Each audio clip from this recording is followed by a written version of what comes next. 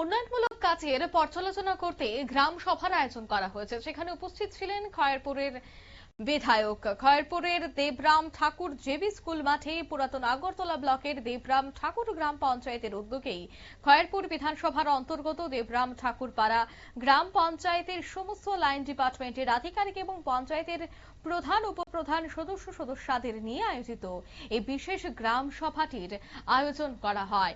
এই গ্রাম সভায় উপস্থিত ছিলেন এলাকার বিধায়ক রতন চক্রবর্তী সহ অন্যান্যরা। জিপিডিপি গ্রাম সভা, যেখানে উন্নয়নমূলক বিভিন্ন বিষয় নিয়ে আলোচনা করা হয়। তবে কি বলছেন বিধায়ক, শোনাবো। কোনো বেনিফিশিয়ারি আসে পার্টি নেতাদের বাড়িতে, তাদের ইচ্ছে মতো দেওয়া হতো। এখন পঞ্চায়েতে আসে, আমরা আসি, সেগুলো আমরা বিতরণ করার চেষ্টা করি সবার মধ্যে।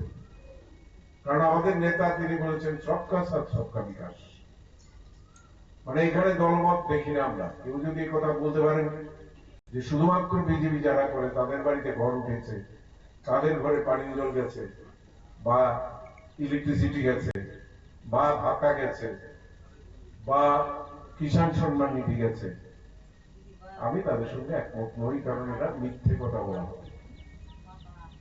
খুন, জখম, মারামারি, আগুন লাগানো, একে অন্যকে সহ্য না করা, মানুষকে কথা বলতে না দেওয়া, এই জিনিসগুলো দূর করে আপনারা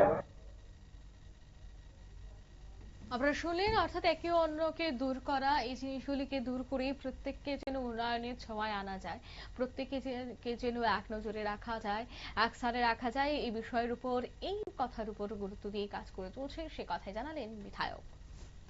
নিয়ে নিচ্ছে ছোট্ট একটি বিজ্ঞাপন বিরতি, সঙ্গে থাকুন।